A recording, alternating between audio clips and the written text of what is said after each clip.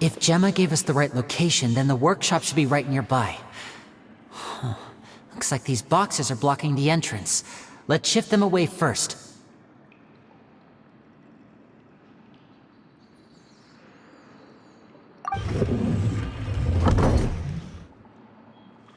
There we go. It should be just down here.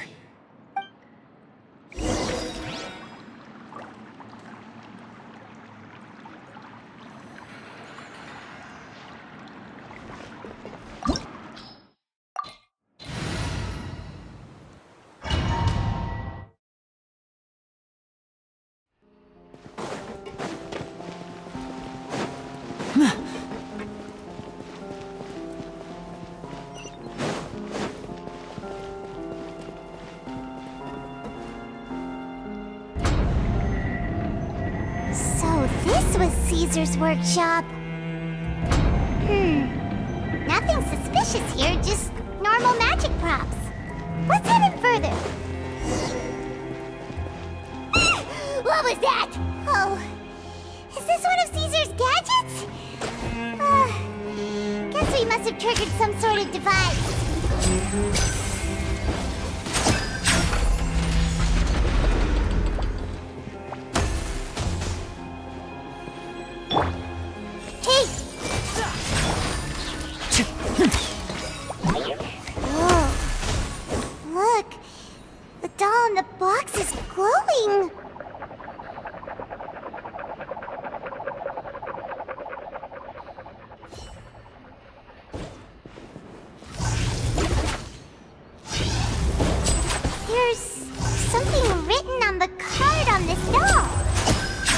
Closer look.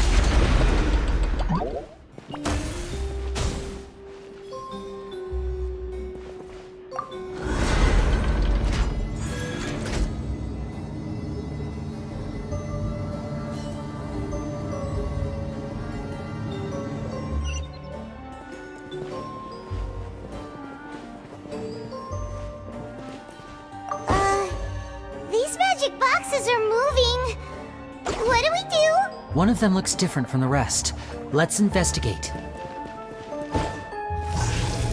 Got it. We're supposed to find the box that lit up at the start, right? There should be another wish list inside. Let's keep trying.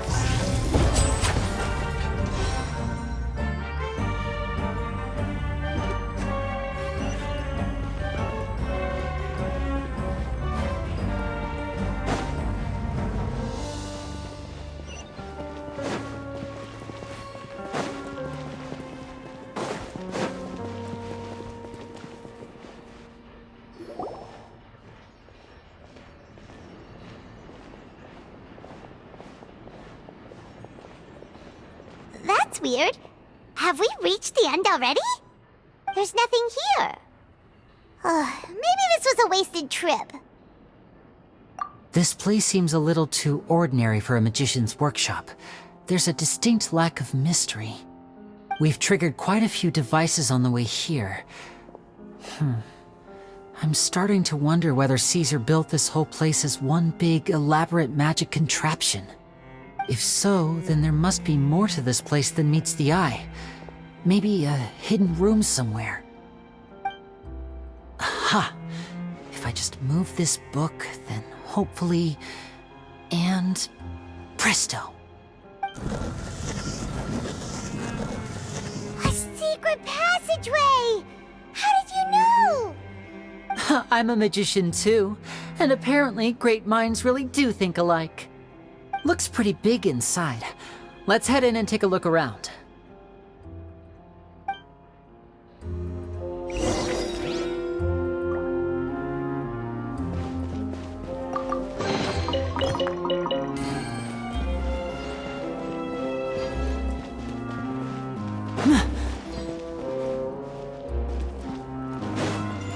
Now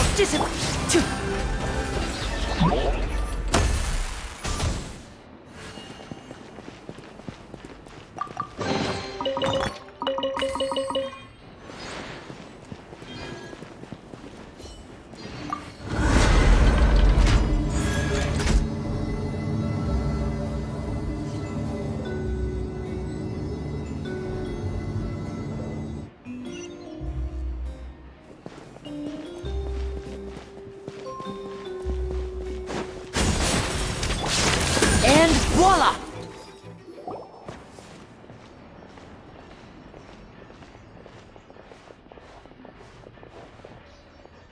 Why have you stopped, Lyney?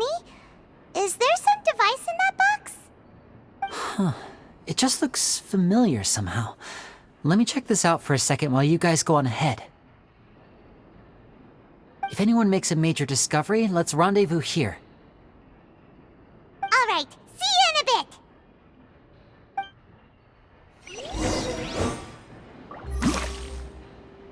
The placement of this device inside. If I remember correctly...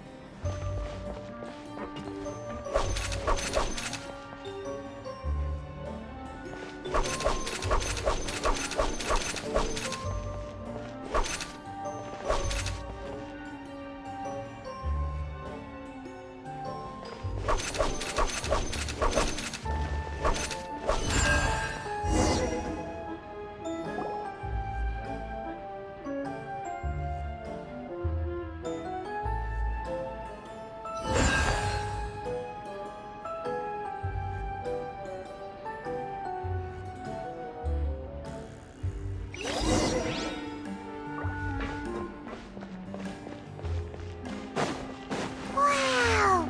There's a hidden room here! Let's see!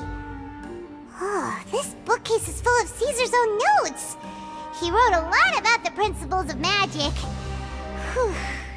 Much too advanced for Paimon. Hey, look! Is that Caesar's diary on the table?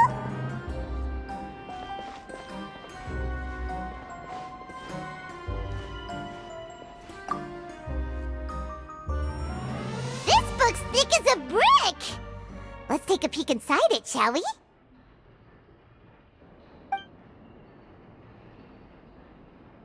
At one of my shows a few days ago, a child asked me how I pulled candy out of my hat.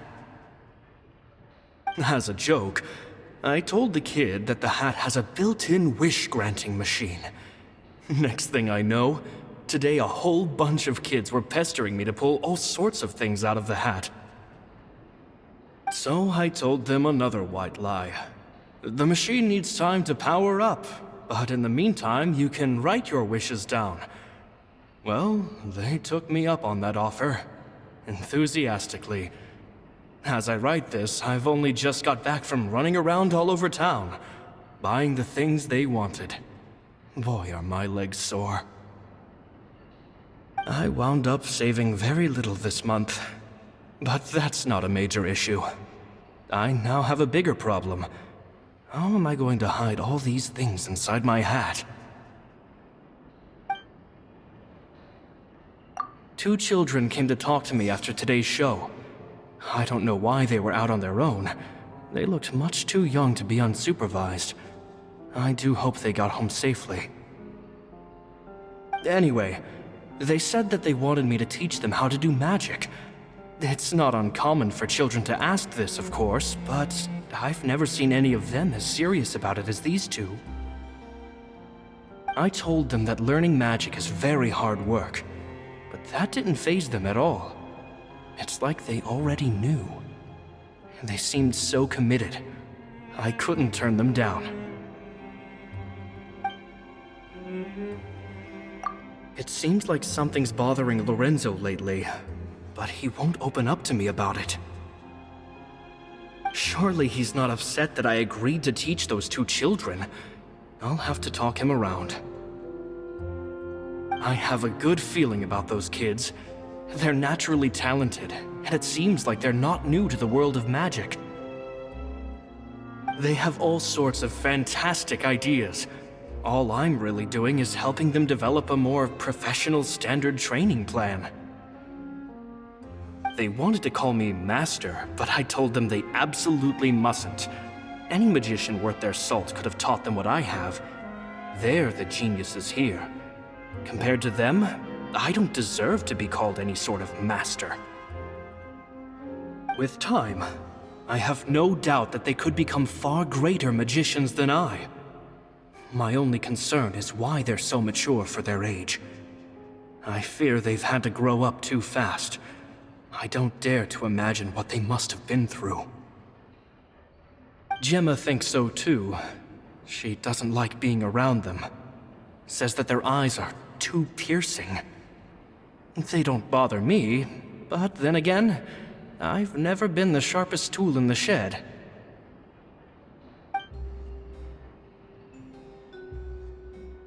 It's nearly time for me to go on tour.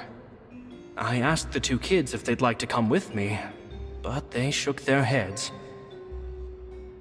I once overheard them talking about their father and their mission. Sounds like their parents have other plans for them. I guess we'll be parting ways soon. It's only been 10 days since I first met them, but I think that I've gotten a feel for their personalities now. They're very tough, but also very cautious, and they trust no one but each other. This, I fear, is not a good habit to have. They hide things from me too. For example, when I asked them where they live and why they wanted to learn magic, they lied. That's the thing about children. Whenever they're trying to cover something up, it always shows somehow. I can sense that their lives have been hard, possibly even dangerous too. They're not like other children. It's a shame that I can't do more to help them. After thinking things over, I decided to tell them a bit about how I see the world. It's full of lies and falsehoods, and that is why we must find our own truth. P.S. I hope they won't find my nagging annoying. Children are so opinionated nowadays. Will it do them more harm than good for someone they've only known 10 days to lecture them like that? P.P.S. Maybe I'm overthinking this. Children aren't interested in grand philosophies. It probably just went in one ear and out the other. I bet they've already forgotten every word I said. Oh, Cesar, Cesar. Just mind your own business next time.